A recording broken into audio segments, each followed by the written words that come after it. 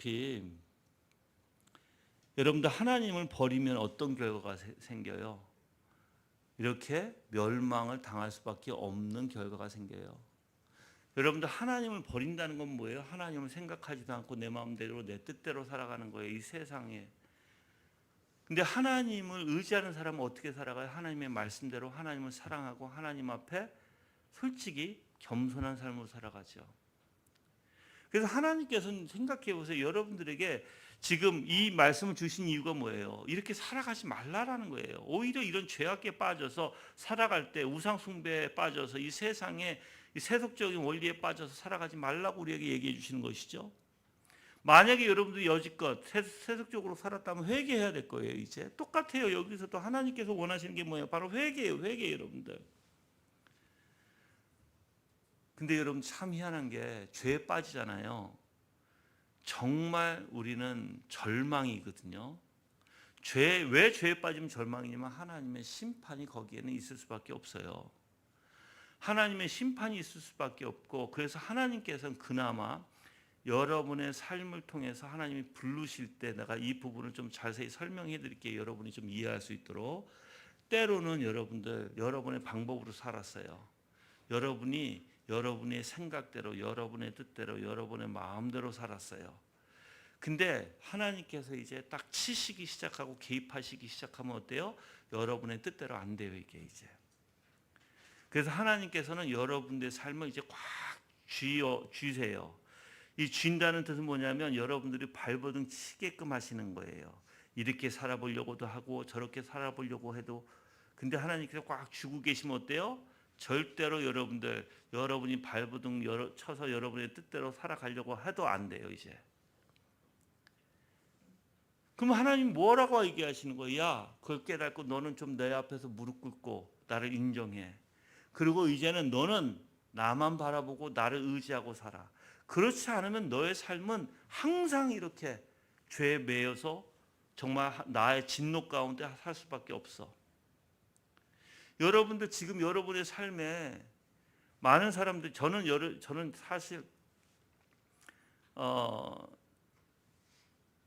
여러분들에게 두 가지의 원리를 좀 알려드리고 싶어요. 한 가지는 뭐냐면 모든 게 다 하나님의 섭리 가운데 하나님이 주신 메시지예요, 여러분들. 그걸 또 알고 또 근데 이제 아무거나 갖다가 메시지를 붙이면 안 된다는 원리인데, 이 두 가지인데 예를 들어서 우리 아까 황 사모님이 간증을 하시는 거예요.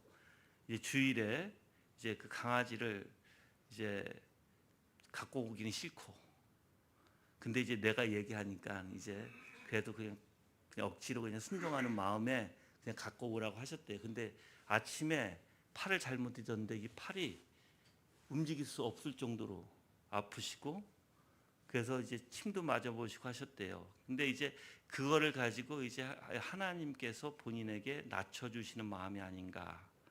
그래서 자원하는 심령으로 이제 강아지를 데리고 오도록. 근데 여러분들, 내가 지난주에 강아지 그냥 무조건 데리고 와라. 즉 사모님이 싫어해도 왜 말을 해서 되지 않으니까 무조건 데리고 와라. 이러니까는 내가 듣기로는 그 무조건 행동 후에 대화다 이렇게 얘기하시는 분이 계신데요. 그래서 내가 얘기할게요, 여러분들. 책임질 일만 하세요. 책임 못 질 것 같으면 하지도 마세요. 즉 이동훈 목사님은 책임지기 위해서 본인이 진다는 거예요. 본인이. 그래서 새벽 4시에도 강아지가 깨갱되면 일어나서 똥오줌 누는데요. 책임지는 거잖아. 근데 데리고 와서는 입법만 하고 책임을 안 질 것은 하지 마세요. 그건 올바른 게 아니에요, 여러분들. 무조건 데리고 온다? 책임도 못 지는데 어떻게 데리고 와? 그거는 오히려 하나님 앞에 죄 짓는 것이고, 오히려 강아지를 피곤하게 하고 더 스트레스받게 하는 거예요, 여러분들. 그래서 내가 얘기하고자 하는 것은, 즉 하나님이 여러분들에게 여러 모양으로 말씀을 해주실 수 있다는 거예요. 사모님이 깨달으셨듯이 하나님이 나보고 겸손해라, 하나님이 나보고 인정해라. 하나님이 나보고 올바른 마음을 가지고 그걸 받아들여라. 이렇게 그것도 하나님께서 우리 황 사모님에게 주시는 메시지일 수 있죠. 그렇죠? 그러니까 여러분들이 하나님은 여러분들에게 지금 뭐 예를 들어서 여러분이 잘 안 풀려. 무슨 메시지를 주시는 거예요? 야, 너 힘으로 안 되니까 나한테 무릎 꿇어라고 얘기하는 메시지일 수도 있어요, 여러분들. 그렇죠? 그래서 여러분들이 그런 올바른 메시지를 받으세요. 긍정적인 메시지. 자, 보세요. 이러면 안 돼요. 많은 사람은 이제 반대 거를 얘기할게요. 만약에 예를 들어서 이제 황 사모님이 이제 어깨가 이제 좀 아파서 탈골된 것 같아. 그러면 하나님께서 나를 징계하시려고 그러나? 하나님께서 나를 징계하셔서 팔을 못 쓰게 하려고 하시나? 나를 심판하시나? 나를 죽이려고 하시나? 하고 부정적으로 계속 생각하는 거는 그거는 아니에요. 그건 절대 답이 될 수 없어요, 여러분들. 즉 하나님의 답은 뭐냐면 우리를 깨닫게 해주시는 원리예요. 어떻게 긍정적인 원리로 더 선으로 깨닫게 해주시는 그런 답을 주시는 거예요, 여러분들. 그래서 여러분들이 어떤 상황이든 그냥 지나치지 마세요. 분명히 하나님이 거기에는 선하신 답을 분명히 주고 계신다는 거예요. 그래서 지금도 마찬가지예요. 이 유다 백성들이 어떻게 해야 돼요? 이렇게 에레미야가 외쳤을 때 어떤 걸 깨달아요? 하나님이 우리를 지금 지켜보고 계시고 하나님이 우리를 지금 보호하시려고 하고 우리가 이렇게 죄를 지었을지언정 하나님께서 회개를 통해서 우리를 선으로 이끌어 가시려고 하시는구나 라는 거 알아야 될 거 아니야. 이들이 알았어요? 알지 못했어요, 여러분들. 알지 못했고 오히려 이들은 계속해서 버팅기고 계속해서 어떻게 했어요? 회개는커녕 오히려 자기 잘났다고 하는 거예요, 여러분들. 그래서 오늘 말씀에서 29절부터 31절까지의 말씀에서 보면 지금 어떤 위기의 상황 가운데서도 하나님을 신뢰하기는커녕 오히려 이들은 우상을 신뢰했다는 거예요. 우상을. 그러니까 여러분들 그 우상이 이러한 지금 어려운 상황 가운데 어떤 역사를 할 수 있을까요? 없어요. 왜? 우상은 우상에 불과해요. 사람이 만들어 놓은 우상에 불과하다고 여러분들. 그 우상에는 힘이 있는 게 아니에요. 우상은 숨을 쉬는 게 아니에요. 우상에는 생명력이 있는 게 아니에요, 여러분들. 그렇죠? 그래서 하나님께서는 뭐라고 얘기하는 거예요? 즉 우리가 미국으로 얘기하면 더미, 그러니까는 아무것도 못하는, 할 수가 없는, 능력이 없는 그냥 인형에 불과하다는 거죠. 인형 시계, 그러니까는. 예. 그래서 하나님께서는 어떻게 너희가 계속 그러면 나는 너희를 버릴 수밖에 없어. 너희가 나를 버렸기 때문에 나 또한 너희를 버릴 수밖에 없고 그 절망 가운데 애통 가운데 임할 것을 하나님께서 지금 말씀하시는 거예요, 이제. 노하셨다고 그랬어요. 노하셨다.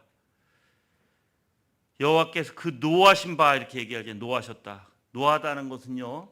분노, 범람을 의미합니다. 그래서 단순한 분노가 아니라 선민의 범죄에 대한 하나님의 진노가 인내의 한도를 넘어서 폭발할 지경에까지 이르렀다는 거예요. 즉 인내의 때가 끝나고 쌓아두었던 하나님의 분노가 쏟아질 것임을 나타내는 거예요, 여러분들. 근데 여러분들 많은 사람들이 정말 미련하게 사는 거 아세요? 어떻게 미련하게 사냐면 범죄를 하고 있어요.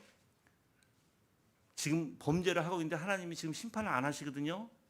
그러니까 그들은 항상 심판이 없을 줄 알고 생각하는 거예요. 근데 여러분들 여기서 뭐예요? 인내, 하나님이 정하신 때, 인내도 하나님이 정하신 때에까지예요, 여러분들. 그래서 성경에서는 그 표현을 그때라고 표현해요. 그때. 어느 때예요? 심판이 임할 때. 바벨론이 이제 쳐들어와서 그 나라를 쑥대밭으로 만들 때. 그 여러분이 다 때가 있는 법이에요. 항상 여러분이 죄를 짓고 괜찮다고 생각하지 마세요. 하나님이 여러분들에게 진노하시면서 여러분들에게 어떻게 하세요? 그 진노를 퍼부으실 거예요. 여러분들 제가 또 글을 하나 올려드렸어요. 어저께 혼전 관계에 대해서 올려드렸죠. 기독교는요, 성경에서는 절대 그러니까 혼인하기 전에, 결혼하기 전에 뭘 하면 안 돼요? 성적 관계를 맺어서는 안 돼요, 여러분들. 그건 간음이에요. 그건 죽음이에요, 여러분들. 그래서 성경에서는 그런 여자가 있거나 그러면 돌려쳐 죽이라고 한 거예요, 남자가 있거나. 그러면 여러분들 생각해 보세요. 하나님이 끔찍하게 싫어한 죄들이에요. 그러면 여러분들도 어떻게 해야 돼요? 그 끔찍한 죄로부터 벗어나려고 해야 될 거 아니야. 근데 벗어나지 않고 그 관계가 좋아서 붙어 있고 그것을 잘라버리지 못하고 계속 이어가. 그럼 어떻게 될 것 같아요? 하나님이 가만두실 거예요? 아니에요. 그때가 있을 거예요. 그때까지 하나님이 내 입을 통해서도 여러분들에게 알려주시는 거 회개하라고, 빨리 끊으라고. 근데 안 끊어. 안 끊고 뭐예요? 자기 멋대로 해요. 인정에 얽매여서, 성에 얽매여서. 여러분들 하나님이 진노하시면 내가 이렇게 또 얘기할 수 있어요. 여러분 생명조차도 하나님이 끊어버리실 것이고, 여러분들 하나님이 그냥 치셔가지고 걷지도 못하게 하고 말도 못하게 하고 어눌하게 만들고 그렇게 하면 그 여자가 붙어 있을까? 결혼 안 했는데 여자가 붙어 있을까? 도망가겠지. 그렇게 하실 수도 있어요. 그러니까 하나님이 심판이 임하기 전에 빨리 어떻게 해야 돼요? 즉 죄로부터 회개하셔야 됨에도 불구하고 사람들은 그렇지 않아요. 그러니까 분명히 하나님은 뭐예요? 한계가 있다. 그러니까 한계가 있다는 게 아니라 여러분들 한계는 없으신 분이에요. 근데 그 때가 있다라고 표현할게요. 그 때가 있으신 분이에요. 계획하시는 바에 그 때가 있으시다. 근데 여러분들이 그 때를 모르고 멋대로 행동하시면 그 때가 임할 때 여러분들은 땅을 치고 통곡할지라도 여러분들은 이미 늦었다라는 거예요, 여러분들. 그래서 죄인들은 항상 하나님께서 인내하시는 하나님으로만 생각하는 경향이 있어요. 그래서 죄를 멈출 줄 몰라요, 여러분들. 그래서 자기 멋대로 행동하는 경향이 있습니다. 배교의 결과는요, 언제나 하나님의 심판입니다, 여러분들. 그래서 하나님을 떠난 백성은요, 결국 하나님께 버림받을 수밖에 없고, 하나님을 떠난 자는, 떠났다는 건 뭐예요? 죄에 빠져서 죄된 생활을 하는 거예요. 하나님을 돌이키지 않고 그냥 죄에 끌려가지고 사는 거예요. 하나님도 모르고. 그런 자는 결국은 어떻게 돼요? 멸망할 수밖에 없다는 것입니다.